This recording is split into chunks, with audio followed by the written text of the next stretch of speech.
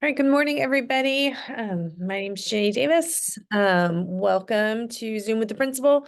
Today we are talking about chapter 3 of the emotional lives of teenagers.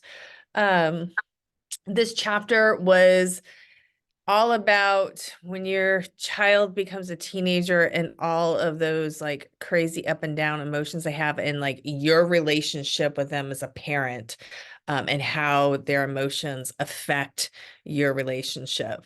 Um, I have questions that I put out. I'm going to put the first one in the chat. There we go. So how is your teen coming along with the separation individualization process? How does your teen respond to the similarities and differences in your teen's brand and your brand? So for those of you that are just kind of following along with this and haven't necessarily been reading the book, they describe the separation individuation process as like that time where you're in like the little heading was like your teen hates the way you sound when you chew, which I thought was hilarious because I don't actually, my teens haven't said that about me, but my husband is a loud chewer, and as a family we always get on my husband for how loudly he chews, both my daughter and I. So that's not just a teen thing, but that's a pet peeve of mine. When I can hear people eat, I'm like, oh God. um but the brand is like where you, how do I explain this? Like basically your brand is like the way you are and like the things that you like and the things that you enjoy, the way you dress, the way you like present yourself to society. And when you're teen, especially when they're an early teen, a lot of this stuff that they were talking about this is when, like, I would say more middle school age. I feel like when we get to high school age, hopefully they're growing out of this phase. But if you guys remember your teens in middle school where they are like, oh my God, your pants are so ugly. Why do you wear your hair like that? Why do you do all, don't drop me off next to the school. I don't want my friends to see you. It's that phase. Um, so I wanted to ask, you know what? And I was trying to remember when my daughter was this age, how, like, if she really went through this or if it was really a struggle. And I honestly don't remember this being like that crazy with my daughter. She was like, when like the part where they talk about the girl at Christmas and like bursting into tears and just like uncontrollable emotions, that was more my daughter, like where she would just like burst into tears and I'd be like, oh my gosh, what is wrong with you? And just like, that sort of thing. My son, though, and my son, I feel like we've been going through this because he is a freshman in high school. So like his like middle school and his emotions and just, he's very low key and stoic, but like in his own emotional way. And just like what I was thinking about with the brand stuff, like he and my husband would always watch movies together and like that was something they really enjoyed. And now like my husband will be like, Nathan, do you want to watch Transformers or something like that? And Nathan will be like, no, I don't want to. And Paul's like, what? So I'm gonna open this up. Anybody else? Like, what have you been experiencing with this? Ugh, you're breaking my heart. This is a silly one, but I had bought this jacket. It's like, if you see my office, like if you haven't seen my office, it's very pink. I love pink, like whatever. So I buy this blazer. It's like Barbie pink. It's kind of ridiculous. And so I'm all excited. I'm going to wear it today. So I put it on, and my kids who both attend school here were like, Mom, please don't. And they've never said that. And I was like, oh my gosh, like I'm heartbroken because I was like dying to wear it. And then I had to like acknowledge that. And I had just read the chapter and I was like, that's got to be really tough on them for me to be here all the time. And so I could probably tone it down and maybe, so I settled on the pink tank top. But it was just that awareness of like how my brand is impacting theirs. And I get it. Like I think back of high school and like, my dad showing up and being so kind to watch my softball games and being horrified. And I'm grateful for it now, but like I get it. And they're not very verbal when it comes to anything. So for them to say, Mom, please don't, I knew it was bad. So I guess I gotta return it. You guys, she was so excited to wear this jacket. She's been talking about it all like the last 2 weeks. Wait till you see my Valentine's Day outfit. Oh, that's so sad. Um, but I was thinking like your poor sons. And like I'm sure they were like, people will say, God, did you see your mom's jacket? And like, oh my God, yeah, your mom's 45 and thinks she's Barbie. Like that's and what it was, I think. yeah, I like really like, I having like your kids at work with you all day and like that dynamic, that's hard. That's rough. I'm sorry you didn't get to So wear your typically I don't hear a whole lot. Like I still feel like the mom they want to hang out with. We do a lot of things together, but that one got me. I was like, okay, I hear you loud and clear. I was curious, Amy, because like it talked about in this like first part of this chapter about the three broad stages of like child development. And so your kids are in that early stage. Yep. And then like you have this, so those of you, so but basically like birth to 5 is kind of this like, toddler infant, like where there's actually a lot of emotion within that stage. And you think about your like kids and like with their babies crying or the temper tantrum phases. If we remember back, yeah, there's a lot of emotions. And then there's this like from age 6 to 10, what they call like a latency, where like kids are like pretty good at controlling their emotions. Yeah, they may like have like ups and downs where they get sad, they get angry, but they're actually pretty good at self-regulating at that age. And then like starting at age 11, their emotions are like wildly out of control. And it talks about like, I thought this was really interesting in terms of like child development and the brain development during this time period, because it talks about like this is age 11 to 24 and that they don't have these like high emotions where they're out of control that whole time. But that in this early, like, and you think about those middle school years and, like with my daughter bursting into tears, and even my son had like, in 8th grade, had these periods of just like emotion and like where he would be crying and just like, it was really, and it was scary as a parent because especially, with my son, and this chapter, what I'm kind of getting at, it like reassured me and made me feel Yeah. better because with my daughter and her depression and anxiety issues, when I saw my son going through this, I was like, oh God, oh no, I don't know, I don't want to have to go through this again. But then I was like, oh, it was a nice reminder that like, okay, that's totally normal for like his age at that time, totally normal behavior. So I don't know what you guys thoughts that you had. It highlighted, I can't remember I highlighted a bunch of stuff, but then left the book at home. But it highlighted the age like 13, 14. And with all of my kiddos, that time was really grueling. And I didn't acknowledge that as a thing until I read it. I'm like, oh my gosh, that was a really, really tough time. And so it did a really good job explaining the why that's a tough time, like where they are in their phase of development. And my mom to this day still talks about, oh my gosh, Yvonne, when you were 13, 14, even 15, you were a nightmare. Like, and I was like, oh my gosh, that's a thing. Like, so it was kind of good it's not personal. So trying to remember that, when your kids are having these emotions and, my husband chews apples really loudly, you would die, Jenny. I would But it's true. It's like I would just stare at him like, no, you would be horrified. It's really bad. Like I stopped buying them, but you know,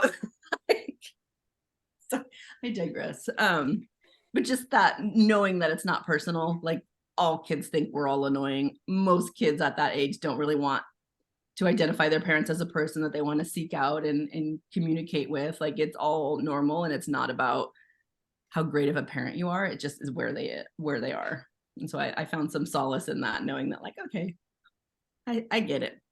I've been I'm there. not a parent yeah, of, go ahead, Amy.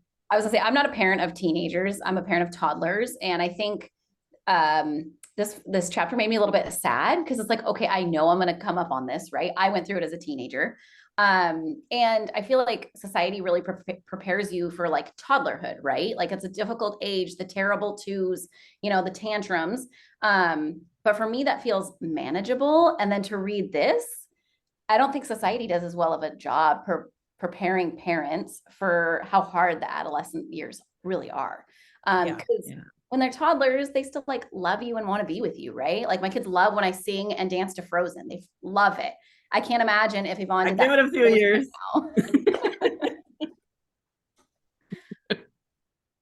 That's so cute. Okay, I'm putting the second question because I feel like we're heading in that direction anyway. So the second question that I put in the chat, what are the main points of friction between you and your teen? And how has your teen helped you grow? And I want to kind of start this question. There was a quote, and I don't know if you guys caught this quote. It was on page 86, and it like kind of blew my mind a little bit. She says, consciously or not, they realize there's not much time left for us to become better parents while they're still under our roof. And I was like, oh no, like that just like, it kind of like, wow. Yeah, okay. But that, you know, friction, like the whole point of this, like if you are having friction with your teenager, that's totally normal. And you know, how has having a teen helped you grow? And you know, it's interesting because and you, Amy and Yvonne, you have the same, I work with teenagers, and I have worked with teenagers since I was 23 years old. Like that's when I started teaching. So I've been doing this for a very long time. I can definitely say that being the parent of a teenager has made me better at my job. I have so much more empathy for the other parents that I work with. When parents come in and they like want to talk to me, like I totally understand where they are coming from and the struggles they're having at home because I'm going through it too. I definitely feel like it has taught me patience in a way that I never really had experienced before, because when they are having all their emotions, and she talks about when she's like counseling these parents and she's telling them, try not to react. You don't always have to react. And so teaching myself when to hold my tongue and when to just let things like roll off my back has been like just in my professional and in my other relationships in my life. Like it's taught me a lot. I don't know what you guys, if you've experienced something similar. Yeah, I didn't expect this book to bring up like emotions about parenting, but it's tough. And I think for me, one of the things that it's really kind of brought to my attention is, you know, one of my kiddos doesn't do so great in school. And I think I held a lot of judgment, and I'm gonna be totally honest, with like families and, why can't they make their kid get up and go to school in the morning, and those kind of things. And then when you experience it, you realize it's like sometimes as a parent our hands are tied. We have exhausted all of our resources, we have done everything we can to get our kid to care about school, to show up at school, all these things. I went through a time where one of my kiddos just couldn't go to school. He was having bad anxiety, and I was getting all these like letters from my district at the time, and they were like, basically this woman was calling me from attendance, and she was like, at some point, ma'am, you have to care that your kids come to school, like all this judgment. And for me, that was something that I'm very careful of now, because I never want to make an assumption that something's happening at home that would cause this type of behavior, right? And so I think for me, that's given me the perspective of like, yeah, having a kid in high school and then acknowledging the things that all of you parents are going through. It's like, it's a lot. And kind of going back to what you said about, they do prepare you for toddlerhood. But I'll tell you, I would take knee scrapes over heartbreak as far as watching my kid any day of the week. And nobody really talks about that, right? We focus on parenting young kids. So yeah, this just brings up a lot of like, oh, parenting It's is so hard interesting you emotionally. say that, because I think somebody was asking me a couple of weeks ago, what do I think is easier, like early childhood, like the toddler phase or the teenage phase? And for me personally, I actually find the teenage phase easier. I, the emotions of toddlerhood and like the constant screaming and crying and temper tantrums, like that was hard for me. I don't have the patience for that. I can deal with the teenagers' emotions and like leave me alone. so much because like as an introvert, I respect that. Like you want to be left alone. Like I get it. I'm with you. So I personally found parenting toddlers more difficult. Rupert, you have appeared as both having both teenagers and toddlers in your house. Yeah, that's why I appeared. But usually I hide my facial expressions. I don't want you guys to see them. Sometimes it's um but anyways, I think it's dependent on the gender of the child highly. Hmm.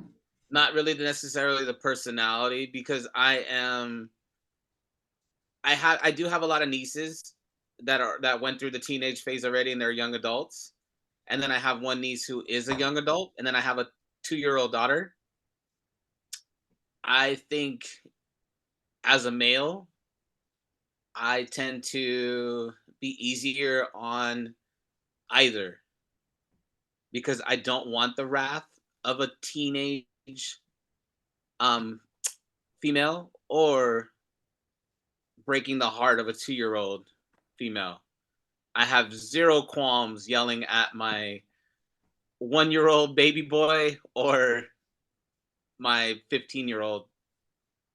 And then my 13-year-old, he's perfect. He doesn't get yelled at. He's an awesome kid. He's full of heart. Like, I'm waiting to see a flaw in his personality, and so far none. I don't know if he's like just an anomaly. We got him tested. He was fine. Um, but yeah, I tend to shy away from any discussion of seriousness with female teens, even though I work in a high school. And yeah, it's just a fear of saying the wrong things, or not taking something serious enough. So it's kind of like a lose lose, and it's, if you're not um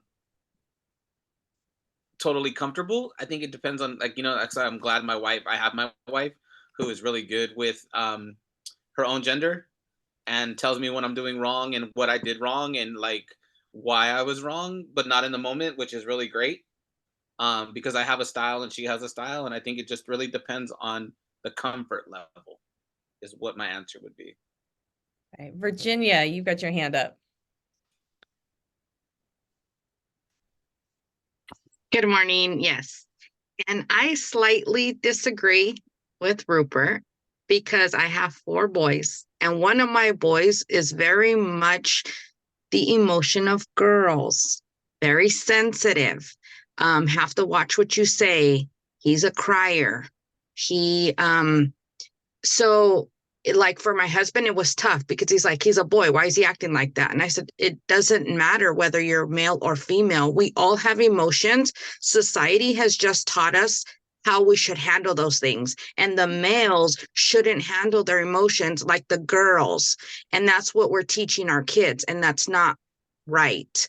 So I do very much have to have that sensitivity with my one son so far. The other ones, I haven't gotten there yet to see their emotions, but I'm sure it'll be easier for them to show their emotions since they see their older brother, which is my oldest, who's showing all the younger ones, that it is okay for boys to cry, for boys to be sensitive, for boys to have emotions. We just haven't got there yet. But yeah, I think it goes back to kind of personality and just allowing the boys and the girls to know that it's okay to have emotions and to feel certain ways, no matter what gender they are.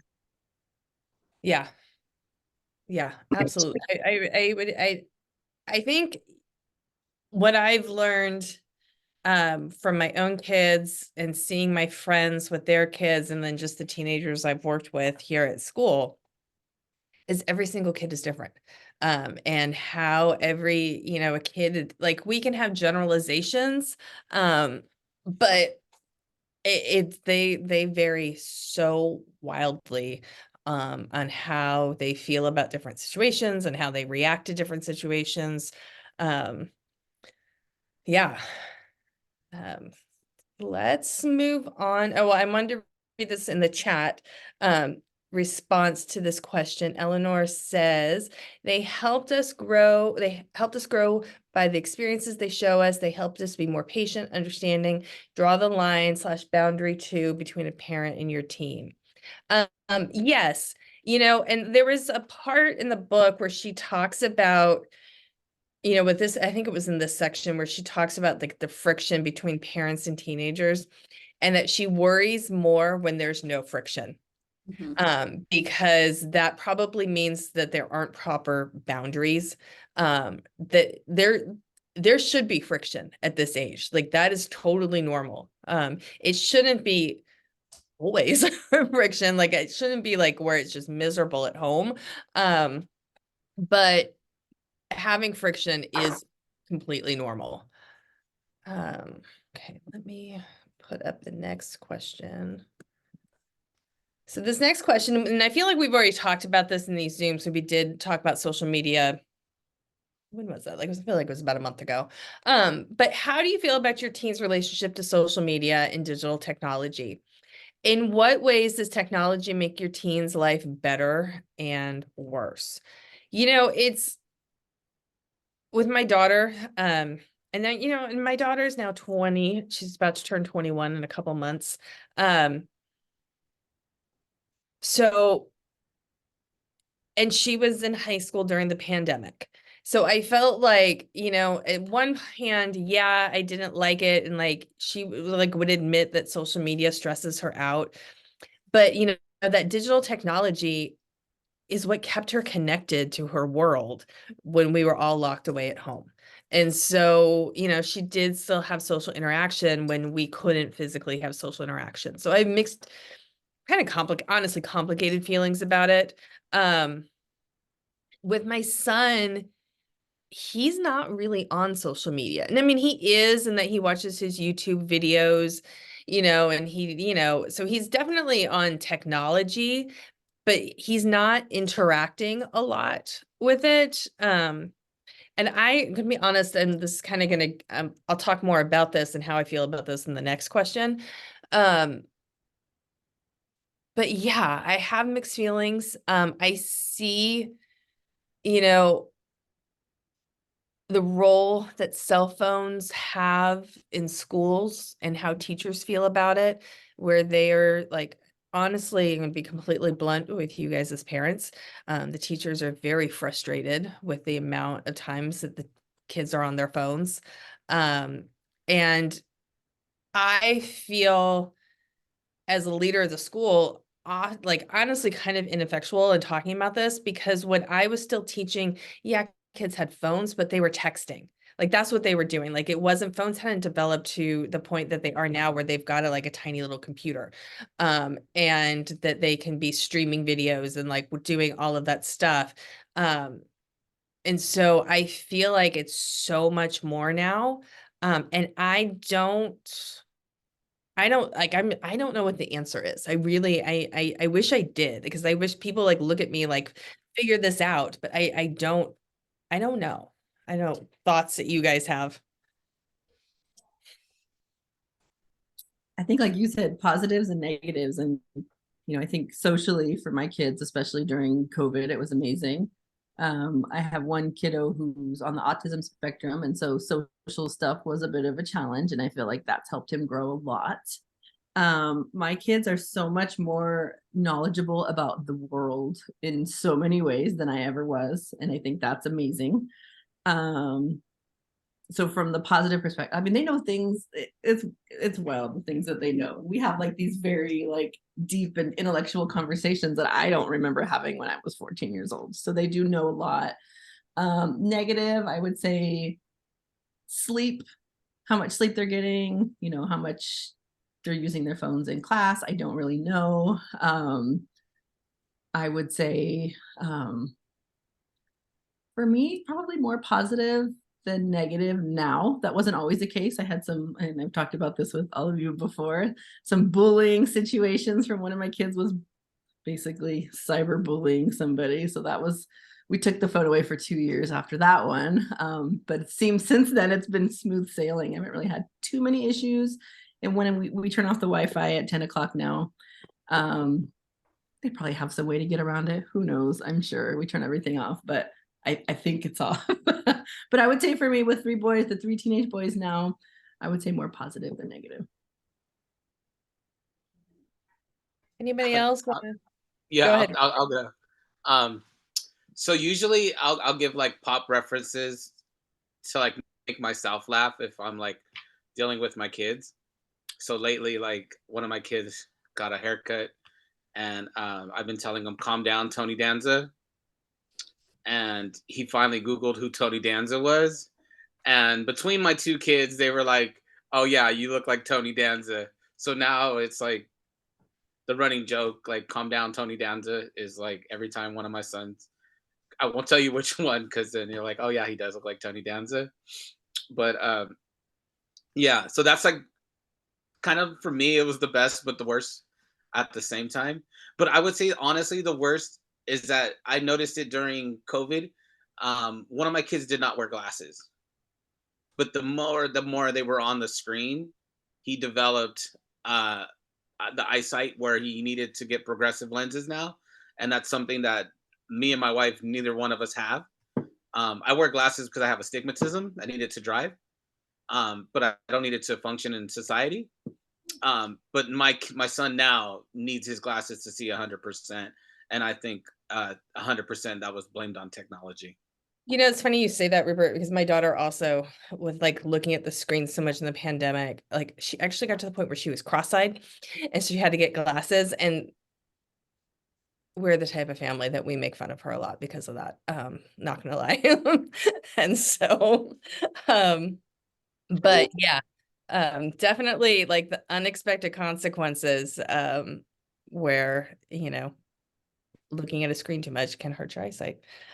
Um, But any it's also really cool too. Sorry, Jenny, one more time. Is like I'm not a narcissist. You're a narcissist, and then you go, Alexa, what's the definition of a narcissist? And then she'll read the definition of a narcissist, and you look at your spouse or whoever you're arguing with, and you're like, now who does that sound like? Which one of us in the room? It's not me. It's Alexa saying this.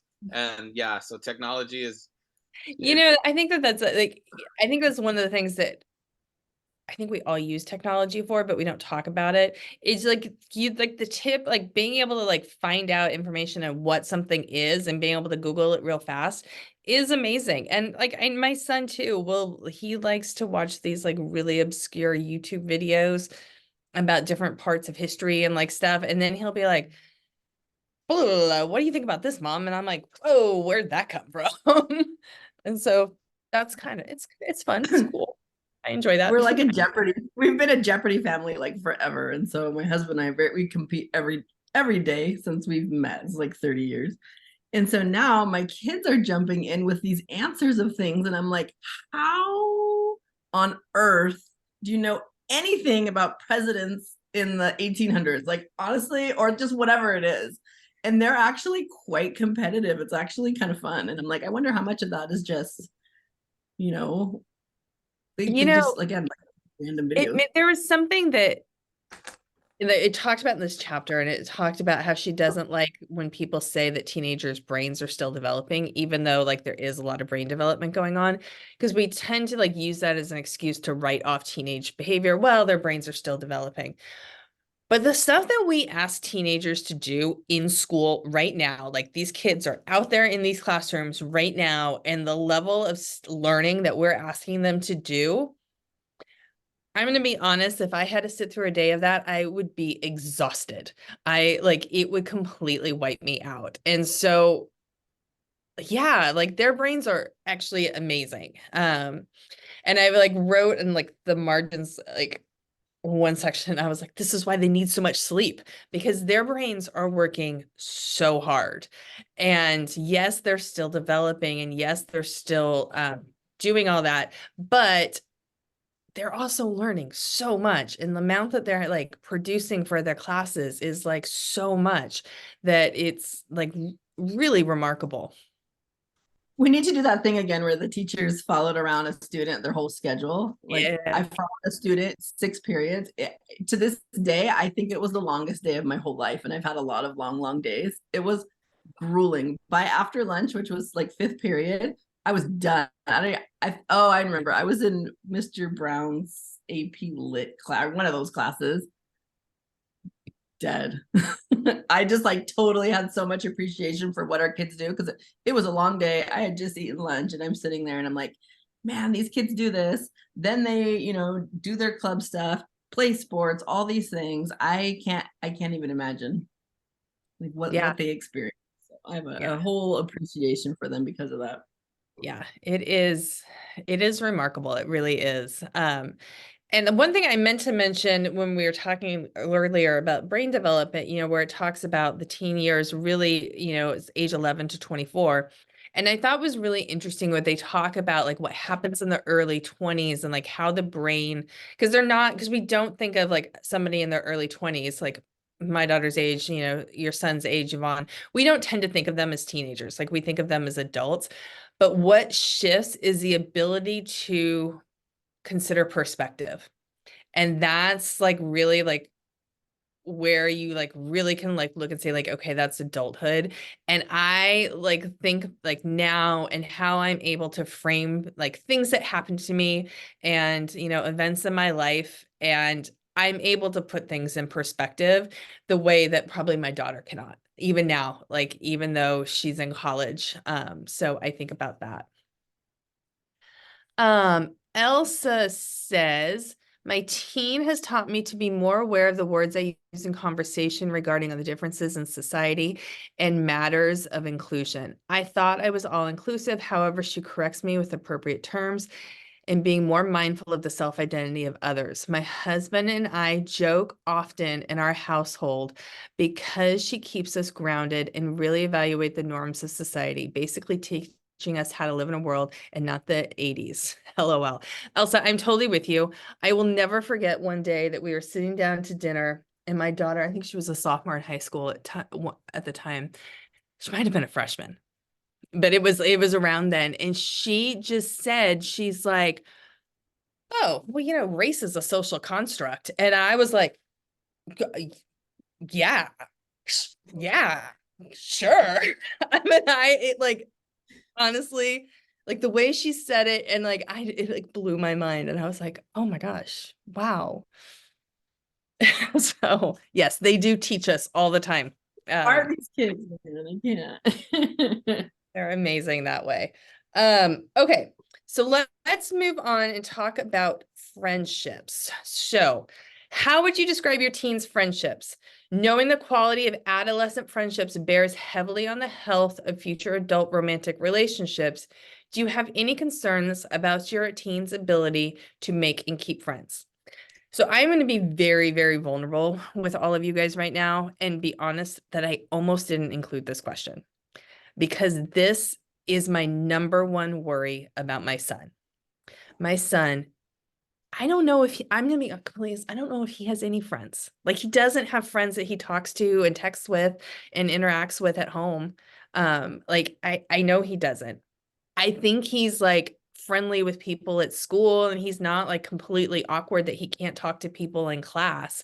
But he So he was always like, as a kid, had struggled with making friends. It was difficult. I felt like he was finally like getting over that. Like when he was in the 5th grade and he was making some friendships, he had some play dates, he had a sleepover, and I was actually really optimistic about where we were going. And then the pandemic happened. And like right where he was really starting to like get into like like right around the age 10, 11, like really starting to like make some friendships, then we were stuck at home and then like distance learning, and I feel like it just killed that drive in him. And now he's like whatever, he doesn't care. And because he doesn't like, he's never expressed that this is something that he worries about or thinks about, and he's always like, he blows it off anytime we've brought it up. And so I don't know. And so this, like, what threw me about this question was the part that says knowing the quality of adolescent friendships bears heavily on the health of future adult romantic relationships. And I was like, oh my gosh, is this something that I should worry about more? Or will I just be fretting for no reason? I don't know. I need my mental health experts to give me some advice. I had never thought about that. One of my, and I have to be careful because my son's girlfriend is going to walk in the door any minute now, and I'm going to talk about them. Um, but I never thought of that as like how their friendships play out is kind of how their romantic relationships are. And my oldest, he always had one friend at a time. It's almost like he couldn't balance other things. He would hyper focus his energy, and then at some point that person would become irrelevant, and then he would move on. And that was always a worry for me. Like a lot of people really enjoyed his company, but, and I feel bad for saying it, but I don't think he was a really good friend. And so that was always a concern for me. Like he never checked on them. Like I'd always be like, hey, how's so-and-so doing? He's like, oh, and so I didn't know how much of that to chalk up to like just being a teenage boy or what, but I'm like, no, I know other boys that have like really good friendships. And so why is it that he just seems so kind of aloof when it comes to his friends? What's been really cool is to see him, it's been a long-term relationship. It's been like 3 years. And it's kind of the same where it's just, he's kind of hyper fixated on one person. They spend all their time together, which sometimes worries me. You never know what's going to happen in the relationship. But what's been really good is seeing him, like, I think I worried that as a dating partner, he would be that same, like, aloof and like just kind of checked out and not really like emotionally connected. And he's really surprised me. He's very thoughtful, very generous with her. He's very sweet. But really that ability, I don't even know if I could say ability or desire to only have one person in his life at a time. That's not how I function. So I think one of the things to remember is what we envision as being what kids are supposed to do. Like they're supposed to have a lot of friends, they're supposed to have connections, they're supposed to have deep friendships. Sometimes that's not what they want or need. And so it's really hard to separate that. Like my kiddo that was on the spectrum didn't have a lot of friends when he was younger. And I had to remind myself, like, he might be perfectly happy. And this is about me right now and how I feel about it and what I think he's supposed to be doing at this time. Things have evolved. He's got plenty of friendships now, but I just had to remember, like, some people are content in ways that I'm not content, and I have to be open to that. Not everybody functions and thinks the way that I do. So that was something that I held on to. Because it would make me sad. Like, I'm like, oh my gosh, he doesn't have a ton of friends. I used to love playing with my friends outside and he doesn't have that. And it's like, he might have not wanted that. Like, that might just not be who he is or what his personality is. Well, and I actually probably am projecting a lot because, my relationships, with my close girlfriends, I love those relationships. Like they are very, very important to me. But my husband doesn't have that and he's fine. Like he like doesn't, he doesn't seem to have that same need that I have. Virginia, you said, I feel like that's what makes us different. You want to expand on that? I mean, there could be a lot of factors. I believe, like, not everybody needs to be so open and friendly and have tons of friends.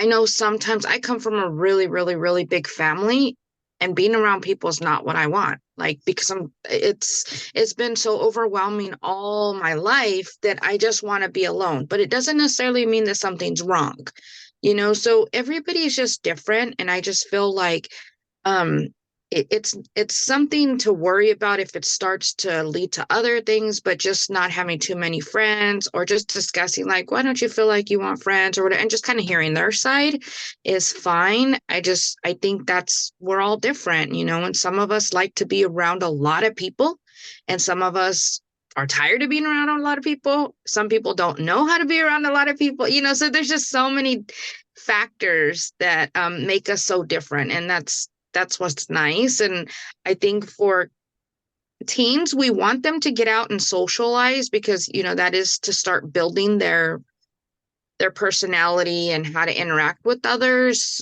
But at the same time, respecting if that's not really what they want to do, eventually they're going to have to do it and build that skill. Yeah. Thank you. Thank you for that. Elsa says, my daughter does not have best friends. She has many friends for different activities. They all separate and with all different interests. There are different branches with their different interests. It's great in some aspects. However, she does not have deep relationships.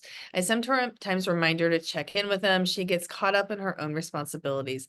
I feel like that's best for her. However, I'm not close friends. I am very private and I forget she may be the same. Yeah, Amy, go ahead. I was just going to say, I think all of this just really validates that all of us are different and all of our social buckets are truly different. And I don't have a teenager, but I work with teenagers all the time and we talk about friendships. And some of them are like, I have friends in my class and that's enough for me. Others have friends they hang out with at lunch, but they don't talk to outside on the weekends or they don't text or message. Some of our adolescents have quite a supportive community online. And that's like new to me because I didn't have that growing up. And for me personally, like I have a group of close friends, but I don't message them very often. We see each other like once a month and we catch up like no time has passed. Right. But I don't really text very often and check in on them and see how they're doing. That's fine for my social bucket. My husband texts his friends every single day. Yeah, it is really interesting. And I even think now, I do have close female friends. I don't have like the one friend that I tell everything to. Like, I really don't. I have certain friends that I will talk to about certain things. So like I will talk to this friend about this aspect of my life. And so I feel like I have outlets for all of like the different things, but I don't have like one person that's like, this is the person I tell everything to. Like, not even my husband. I keep that all bottled up inside. So yeah. Well, thank you. You guys actually reassured me. So thank you. I appreciate that. And that's why we have these parent groups. I feel better. All right. So we have one last question for today, and it's about academics in school. So let me put that up. How does your teen approach academic work? How might the school as mandatory buffet metaphor influence how you talk to your teen about disliked aspects of school? I think I've shared this before, but it's been very painful for my husband and I. Both of us are educators, that our son hates school. I actually feel like he's more neutral about it now. Like, he doesn't have the visceral hatred of school that he did when he was younger. But it was really difficult for my husband and I. Like, elementary school, my son hated school. Like, when he was in the first grade, he told me that school was pointless. There was no need for him to go to school, that he wasn't learning anything important because he was going to be a ninja. And why was I not sending him to ninja school? And so like I had to, like, this whole school is mandatory buffet, like you have to go and you're going to learn different things and you pick and choose and you're going to get like different stuff out of it. Like, I had to have this conversation. Thank you, Elsa, with the ninja. I had to have this conversation with my son when he was 7 years old. And it's tough because but when I think back, and even though I went into education, I think school is so important and I have very passionate feelings about it. But when I'm honest with myself and I think back of myself a teenager, did I love school? No, of course not. Some classes were crazy boring. Like, it was torture. I loved like being with my friends. I loved different aspects of school, but did I love school? No. Anybody want to say like, oh, I loved everything? I didn't even think about like my future. I didn't think about college. I didn't think about my grades were fine, but it wasn't the way that I was. And so I have to check myself sometimes and be like, why am I expecting my kids to care in such a way that I never did? Like, I think it's just where they are right now. And times are obviously different. You can't just like apply to a school and just get in. But I have to remember, like, okay, that was the furthest thing from my mind. And so why would I think differently? And I'll share some more about my kids. And maybe you guys can relate to this with your own kids. My daughter is inherently a rule follower. And so, being that like you're supposed to do school, you're supposed to do your assignments, she pretty much like did what she was supposed to do and she did fine. My son, I've been worried about him because it was a fight to get him to do schoolwork. And like, oh my gosh, middle school was, it was awful. Like, like come home and I'd be tired from work and struggling with homework. It was just awful. And so, you know, and I think I've shared this with you guys at the end of 8th grade. So almost a year ago, it was right at the end of 8th grade, we put him on ADHD medicine and saw a change right away. Like he's been taken, it's a very low dose that he takes, but it has made the difference of him being able to pay attention in school and get his work done at school, that we don't have this huge fight at home. I can't say that he all of a sudden cares about school, but it has made a difference with him in that he's paying attention more in class. So he feels like he knows what's going on, and his, like, I would say resistance to it has dropped.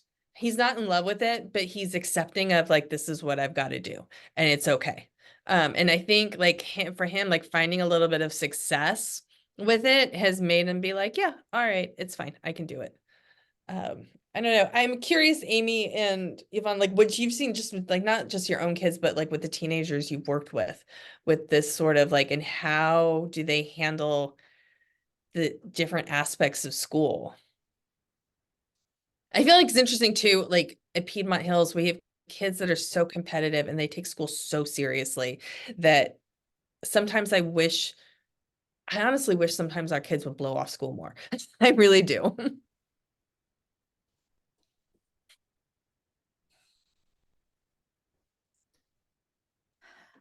Have I stumped you? I think it just depends on the kid. We see such a like variety of students, and they think so differently about school. And I think our school gets a reputation for students that, assuming that they all kind of think the same way, and it's not true. But in regards to school, yeah, I think you did stump me. Let me think about this one. What do you got, Amy? I don't know, because I'm like thinking of like specific things, but they're kind of all over the place. So I don't have anything consistently that I can say like, oh yeah, this is what we talk about very often. I guess if I were to like sum it up and give advice to parents with this, like if they are feeling like their kid isn't enjoying school and not finding joy in it, I think that's okay. I think if they are not, if it's all aspects, like there's nothing that they like at school at all, okay, maybe that's something to like be concerned about. But like the academic part, they probably aren't going to like. Maybe there's going to be some things that are interesting that may spark their attention. They may have one class where they really like the teacher, or they like really like maybe they're taking photography and they think that's really cool. And like, that's like, inspiring something that they want to do. But I feel like there's too much pressure on teenagers. Like, oh, take these classes and you're going to figure out what you're going to do with your life. And I don't know, like for some kids, sure, maybe, but I don't know how many people, when like you have that perspective as an adult, can really say, oh, I did this in high school and that like set the path for my future career. I just don't know how realistic that is.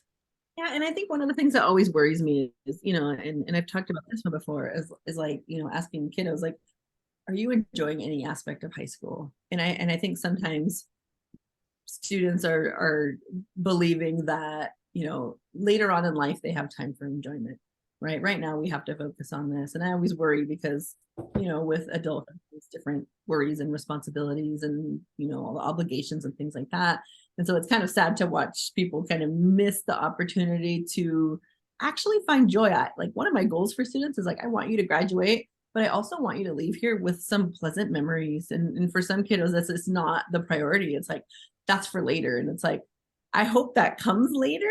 But if this is the mindset now, I have my doubts about what your future is going to look like, because there's always going to be something that you're working towards or looking to do. So at what point can you just settle into the moment and experience joy? And I worry about how many students aren't going to do that, Yeah. So it's kind of sad. I think you can do both. I think school is hard, but I think there should be some room for at least something that you like that's not just for your college application.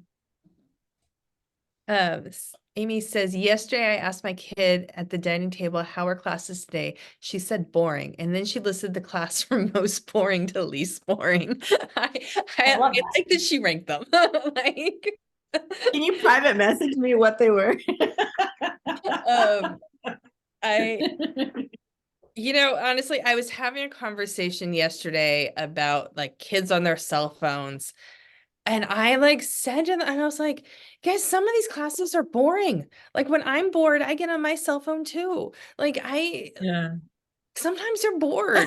Like when I'm bored, that's what I do. I get on my cell phone. And like, I know that it's annoying for teachers, but like, yeah, sometimes school's boring. I Right. wish it wasn't, but sometimes it is. Especially how long our students are in class, right? Like I'm trying to think of how long I'm here at work, which is close to the same hours the students are here. And it's very unrealistic to think I don't pick up my phone at all while I'm here. Because I do. I pick up my phone multiple times a day. Yeah. Totally.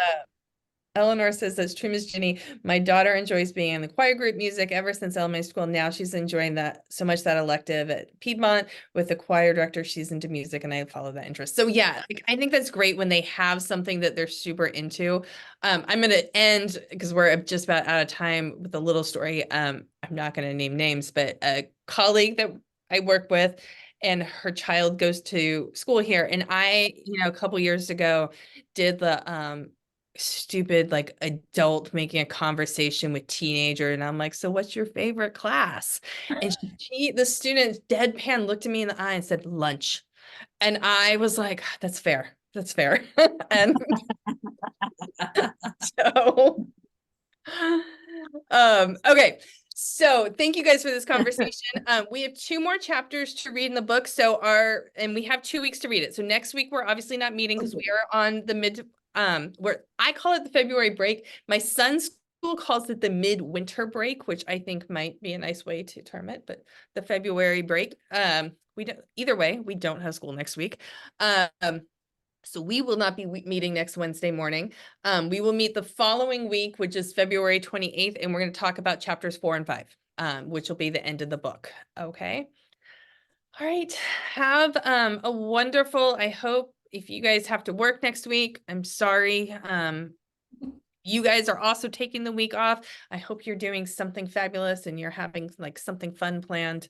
I don't. I'm gonna be around. So, all right. See you guys later. Bye.